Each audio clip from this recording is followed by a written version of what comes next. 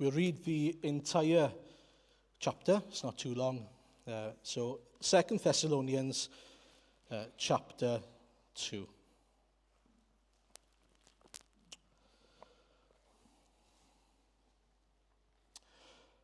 Concerning the coming of our Lord Jesus Christ and our being gathered to him, we ask you, brothers, not to become easily unsettled or alarmed by some prophecy, report, or letter supposed to have come from us, saying that the day of the Lord has already come. Don't let anyone deceive you in any way, for that day will not come until the rebellion occurs, and the man of lawlessness is revealed, the man doomed to destruction. He will oppose and will exalt himself over everything that is called God or is worshipped, so that he sets himself up in God's temple, proclaiming himself to be God. Don't you remember that when I was with you, I used to tell you these things? And now you know what is holding him back, so that he may be revealed at the proper time. For the secret power of lawlessness is already at work. But the one who now holds it back will continue to do so until he is taken out of the way. And when the lawless one will be revealed, whom the Lord Jesus will overthrow with the breath of his mouth and destroy by the splendor of his coming. The coming of the lawless one will be in accordance with the work of Satan, displayed in all kinds of counterfeit miracles, signs, and wonders, and in every sort of evil that deceives those who are perishing. They perish because they refuse to love the truth and so be saved. For this reason, God sends them a powerful delusion, that they will believe the lie, and so that all will be condemned who have not believed the truth, but have delighted in wickedness. But we ought always to thank God for you, brothers, loved by the Lord, because from the beginning God chose you to be saved through the sanctifying work of the Spirit and through belief in the truth. He called you to this through our gospel, that you might share in the glory of our Lord Jesus Christ. So then, brothers, stand firm and hold to the teachings we passed on to you, whether by word of mouth or by letter. May our Lord Jesus Christ himself and God our Father, who loved us and by his grace gave us eternal encouragement and good hope, encourage your hearts and strengthen you in every good deed and word. Amen. Okay. Well, you may have noticed from the reading that this is quite the complex passage.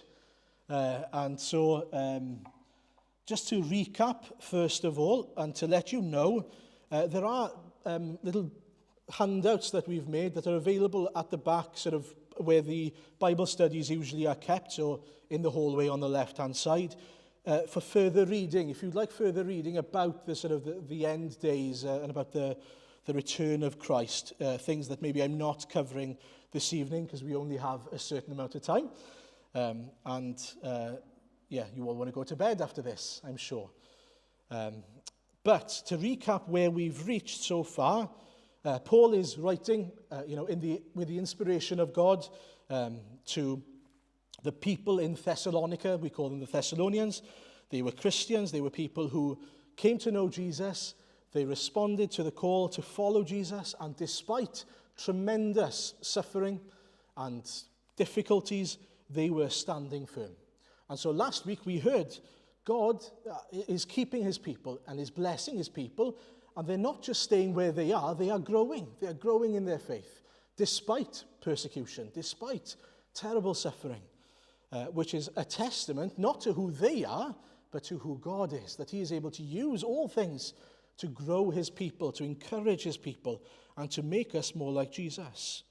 And so, as difficult as things might be for us at times, that's not to say that you can't grow during those difficult times. Quite the opposite. You will grow if you are in Christ, even in those difficult times. And then there was the case of judgment, if you remember last week. So they were worried, the Thessalonians were worried about the suffering and what's going to happen. Is God going to deal with these people? And what we heard was, yes, God will deal with injustice. God I used the illustration, if you remember, of the weighing scales. God is the weighing scales by which he judges the entire world. Nobody will get a free pass, and not even our sin gets a free pass. Our sin is dealt with by Jesus Christ. Nobody escapes it.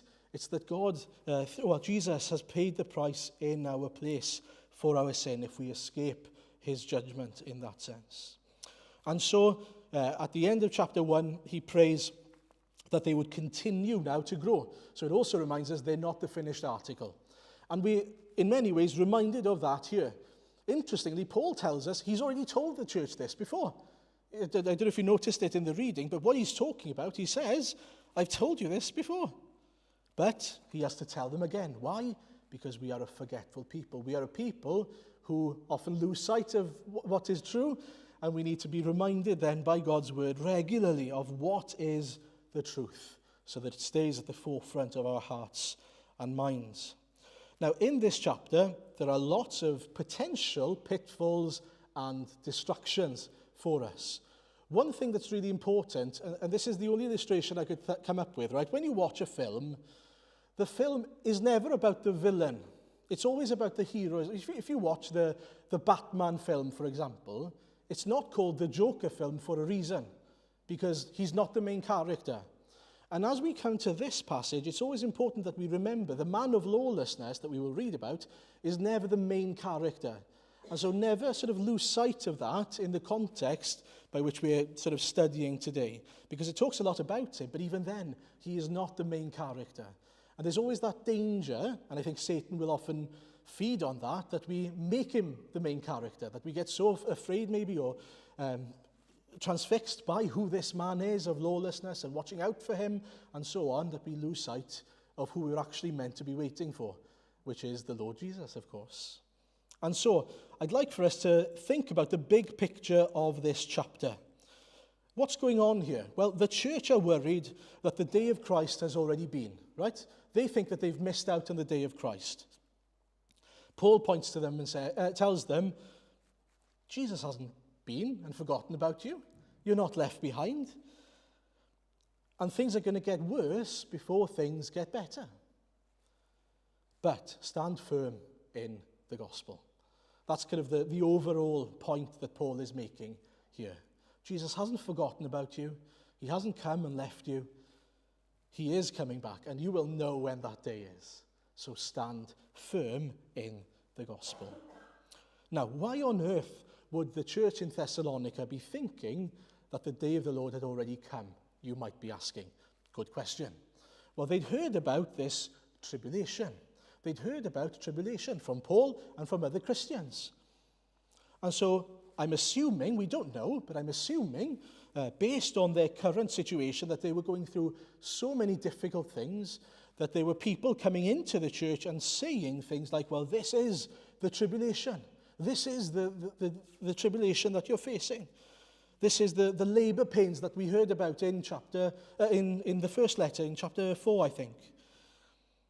And so there were false teachers coming in and saying things like this.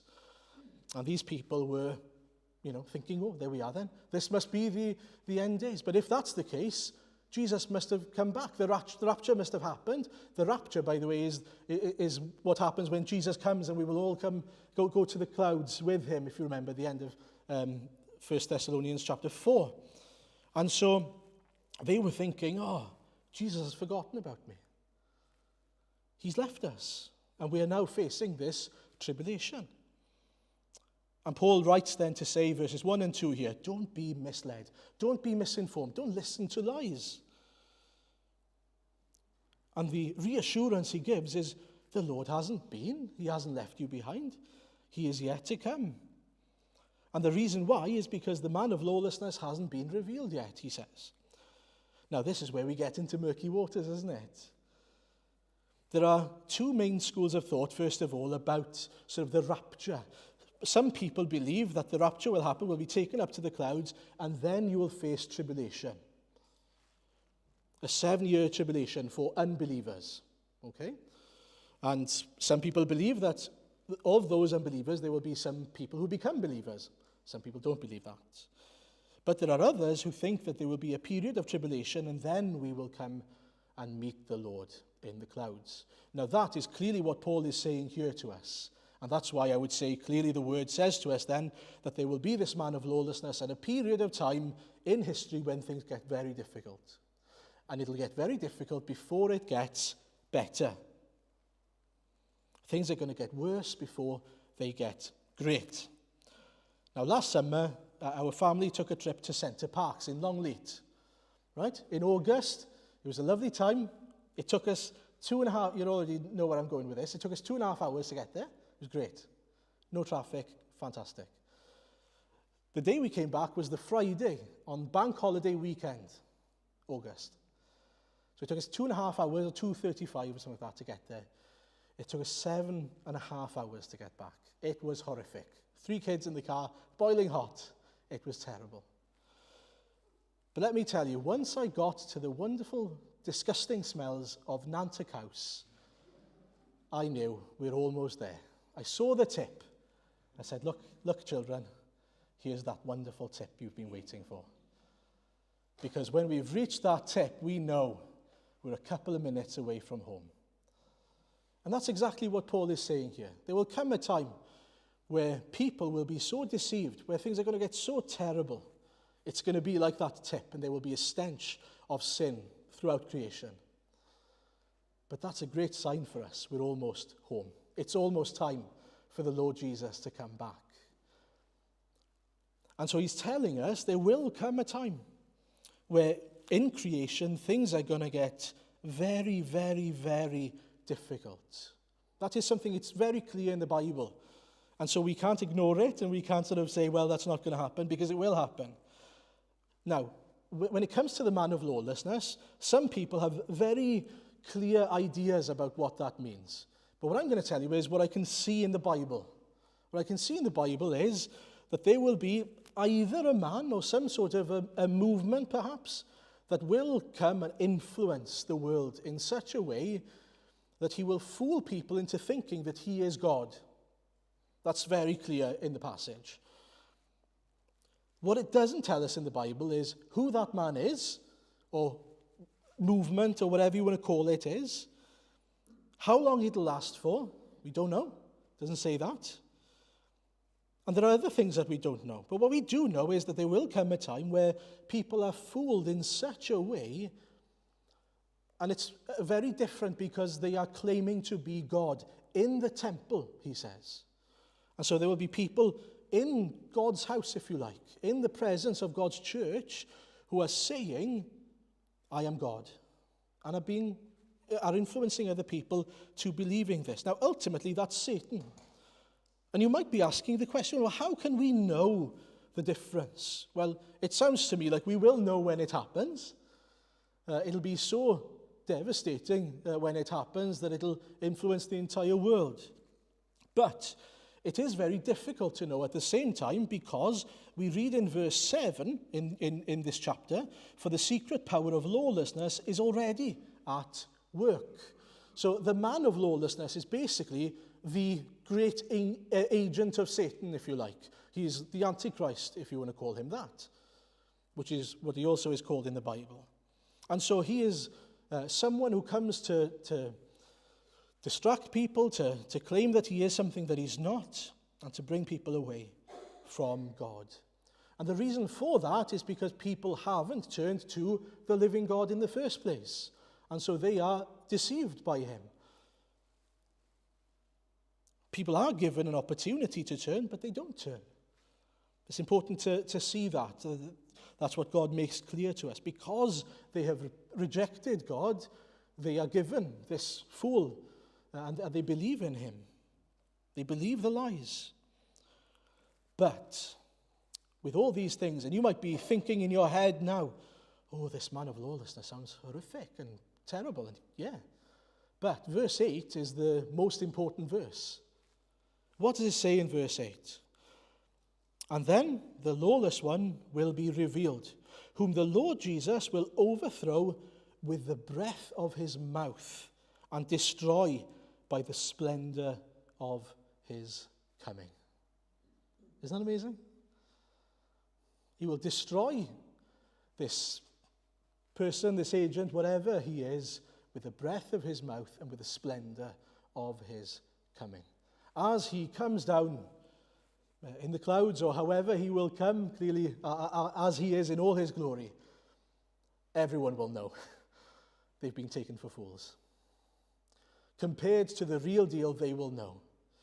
People talk, don't they, about jewelry, about sort of how you can tell the difference between a fake diamond and a real diamond. And apparently, one of the best ways you can know is by putting the real deal next to the fake one. One of the ways. I don't call me a jeweler, because I'm not, right? But apparently, so I've heard, and I've not bought any diamonds either for that matter, but I've heard that if you compare both, you can tell. You can tell the difference. Maybe when one is on its own, you might be tempted to think, oh yeah, it does sort of look like a diamond. It could be a diamond. But then you compare it to the real stone, and you realize, wow, no, that's plastic or whatever it might be. That's the real deal. And when Jesus comes, it's going to be exactly like that. You will know because he is full of glory. You will know because all of creation, their attention will be brought to him. He will come with amazing sounds, amazing sights, and the world will stop there and then when Jesus returns. And all he needs to do to overthrow is breathe and come down. It's as easy as that. Isn't that amazing? It's actually an echo, I think, of him breathing things into existence in the first place, in Genesis. That now he breathes into destruction, the agent of Satan, who seems to be this very scary man of lawlessness. Compared to Jesus, he is nothing. And so for us, the most important thing is not to be scared. Is not to be scared of the man of lawlessness, and not even to be scared that things are going to get worse. Because that's a sign, as I said with the tip, that things are about to get better. Jesus is about to come back. And that's a wonderful thing. Now, it should grieve us to a degree. It should grieve us because we know the time is really, really going to be near at that point. And obviously there are people who are still facing eternal damnation.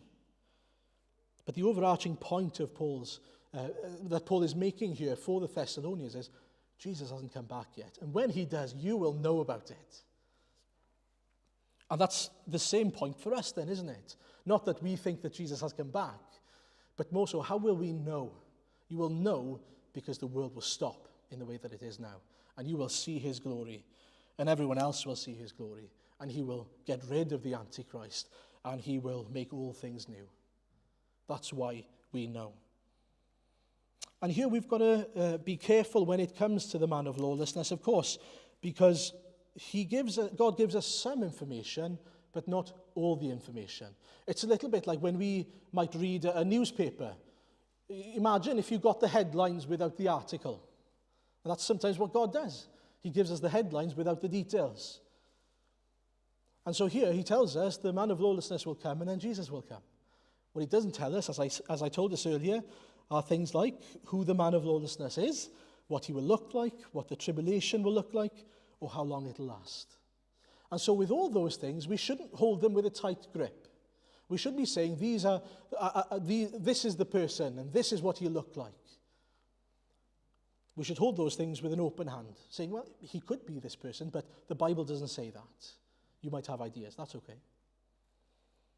People throughout history have had ideas. But what should we hold on tightly to? What are the things we can be certain of? Well, we can be certain that things will get worse before they get better. We can be certain that Jesus will return. We can be certain that we will be with him forever. We can be certain that those who meet the man of lawlessness and believe him will be fooled. We can be certain that Jesus will destroy him, overthrow him. And we can be certain that Jesus will keep us until the day he returns, if we are in him. Those are things we can hold on tightly to and say, this is what God is telling us. The other things he doesn't tell us. Now, that's not because God is unclear. It's because he chooses not to tell us. And if he chooses not to tell us, it must be for a reason. And that's a great thing. Not a bad thing, that's a great thing. Whether our minds and hearts are too small to cope with it, or whether he knows better, well, there we are. And perhaps it's hard for us to find the balance between searching God's word and wanting to know more and knowing where to stop. Now there, we really need to pray, Lord, give me wisdom. Every time we come to the word, to be able to say, Lord, help me to stop when I'm supposed to stop and not read beyond what your word says. Because Satan is very sneaky. Do you know, I've noticed in churches, especially in the last few years, that there aren't many issues that are raised in evangelical churches that are about the gospel itself. Have you noticed? It's not so much about the gospel itself, it's about the other things, the secondary things, the things that are not the gospel. And that's exactly what this has the ability to do. And so if we have different ideas about who we might think is the Antichrist, that's okay. But don't call it the word of God that says that. That's you. You might think that that's what is happening. And so we need to be careful not to go beyond God's word. But what Paul tells these people in Thessalonica, more importantly from verse 13 onwards, is this. But we ought always to thank God for you, brothers and sisters loved by the Lord, because God chose you as firstfruits to be saved through the sanctifying work of the Spirit and through belief in the truth. He called you to this through our gospel, that you might share in the glory of our Lord Jesus Christ. This is important. It's not their theology on the second coming of Christ that enables them to share in the glory of Jesus. What enables them to share in the glory of Jesus? Verse 14. He called you to this through our gospel, that you might share in the glory of our Lord Jesus Christ.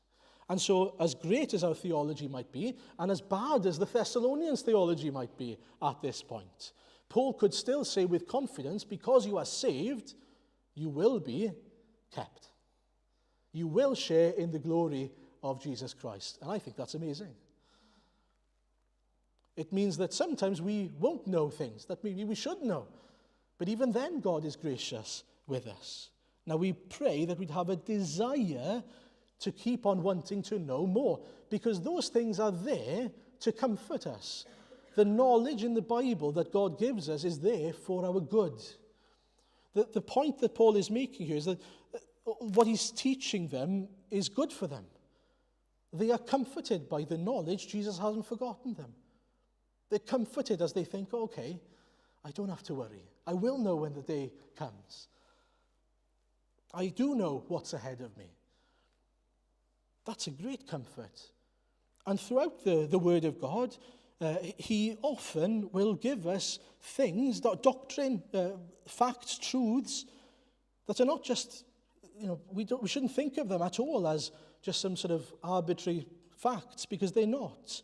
These are truths that apply to us. And so when we read the Bible and we think, oh, okay, Paul says here that we are going to be caught up in the clouds with the Lord Jesus and we'll share in his glory. That's true for me. That's not just a doctrine, that is the truth in my life. And so I get to rejoice because I get to reign with Jesus in heaven, which is what Paul says in 2 Timothy chapter 2. That's amazing. And so when we come to the Bible, remember, it's not just words on a piece of paper. Paul is telling us what God says is true of our lives if we belong to him. And we should want to know it, be comforted by it, be rejoicing and encouraged by it and strengthened by it. And that's actually Paul's prayer at the end. So then, brothers and sisters, he says in verse 15, stand firm and hold fast to the teachings we passed on to you, whether by word of mouth or by letter. What Paul is teaching here, what should you do? Hold on to it tightly. Don't lose sight and don't listen to what other people say. Trust what God says every time. I mentioned earlier, you might have your ideas about who the man of lawlessness is. I'm going to share with you some people who thought they had ideas as well. Luther, Calvin, John Knox, and Cranmer all thought that the papacy was the Antichrist and the man of lawlessness. In the Middle Ages, the Western Church thought it was Muhammad that was the Antichrist. Then in recent years, Christians have believed and proclaimed at times that Hitler, Napoleon Bonaparte, Stalin, and Mussolini were the Antichrist. Well, certainly none of them were right because they've all gone and Jesus isn't here yet. His splendor hasn't been revealed yet. And so, the lesson we have there for us, and it's very important to remember, don't claim things that are not in the Bible. And don't proclaim things that are not in the Bible. But don't be scared to proclaim things that are in the Bible. In fact, be encouraged to do so. Because people do need to know one thing, don't they? Jesus is coming back. Things are going to get worse. And especially if you don't know Jesus. And so we should be encouraged and challenged and urged there. Keep on telling people. Christ is returning. Do you know, in the gospel, when we preach the gospel, that is often something we neglect to emphasize. Just in general, I don't just mean me or you. In general, Christians will, rather than sort of emphasize that, they will emphasize the fact that Jesus has died for their sin. And of course, he has died for their sin. But there should be the same emphasis on the fact that unless you repent, there is a consequence. And that also, God's plan of salvation is for there to be a new creation, where everything is made new, where there is a paradise for his people. And don't forget that. Don't forget what is ahead, especially when we preach to others. And then to finish, I'd like us to think of the prayer that Paul has right at the end, verse 16 onwards. May our Lord Jesus Christ himself and God our Father, who loved us and by his grace gave us eternal encouragement and good hope, encourage your hearts and strengthen you in every good deed and word. As we're saying, in light of everything we've just heard, keep trusting, keep being strengthened by God. He is the one that will give you what you need. Don't be misled. Don't look elsewhere for truth. Look to God for all things, and you will be strengthened and encouraged by the Lord as you live your life now in anticipation of that great day. Now, when we think of that day, as I've said before, your response to the day of Christ tells you where you stand before him, I think. If you're excited by that day, if you're looking forward to that day, the likelihood is you're a child of the day. You belong to Jesus, and you can't wait for his return. But if you're scared of that day and you're thinking, oh, I don't want that day to come, you're not ready for that day, are you? And I wonder then if that tells us something about our condition. The only way to be sure is to believe in the gospel. That's what he says here. Their assurance comes from knowing Jesus. As I said in verse 13 and 14, he says, but we ought always to thank God for you, brothers, loved by the Lord, because from the beginning God chose you to be saved through the sanctifying work of the Spirit and through belief in the truth. He called you to this through our gospel. That's our assurance in all things. And so don't cling to your theology, cling to the gospel. Now, I don't really want to make it a point as if those two are separate. What I mean there is whatever you might believe about the second coming of Jesus, in addition to what the word says. Trust in who Jesus is. If he is your God, if he is your Savior, he will return for you. And you will be with him for paradise. And so, to remind us of the bigger picture, Jesus hasn't forgotten about the Thessalonians. They'll know when Jesus returns. Things are going to get worse before it gets better. And so the encouragement for them is to stand firm in the gospel and in their teachings, because they are safe in his hands. And the same applies to us today. We can look around us and we can despair because of the sinfulness of the world, the darkness that's around us. I've got bad news for you. It's going to get worse. You're going to get to the stench of the tip. But it's going to get better. But before it gets better, it will get worse. But more so than that, stand firm. Stand firm in the Lord Jesus. Trust in him for all things. Don't look outside of him. And this is something that we might be tempted to do when it comes to the second coming, for example. We can look outside of Scripture to fill in the gaps. We don't need to do that.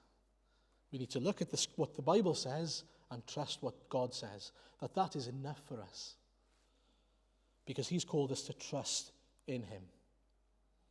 But don't forget that all these things are not about the enemy, the villain in the story. To go back to the film, the hero analogy, it's not the Joker movie, it's the Batman movie. The same way, it's not the man of lawlessness that's the main character here. It's Jesus. And so fix your eyes on him. Wait for him.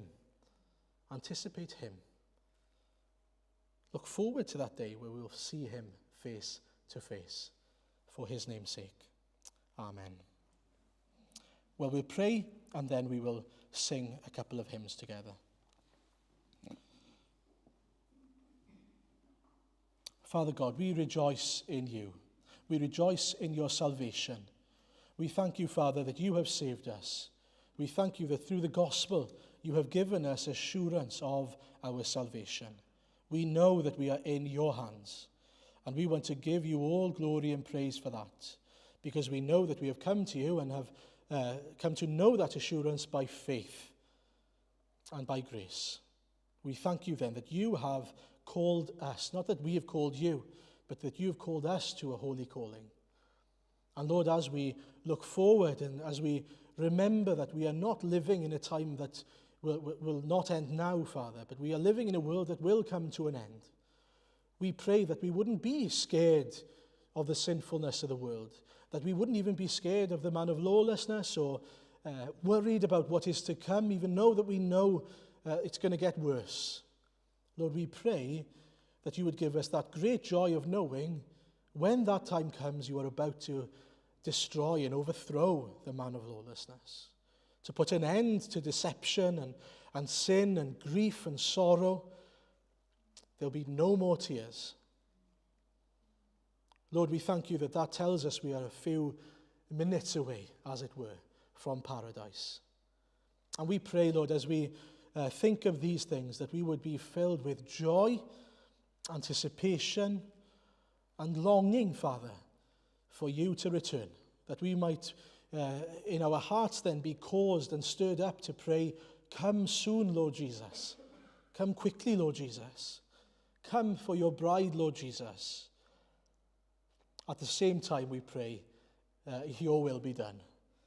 Lord, according to your timing, you know better than us. Help us as we read your word not to go beyond Scripture. Keep us within the confines of your word, Father. Keep us safe in your word. Keep us from the evil one. Keep us from people who teach and proclaim lies, Father. Keep us united as your church.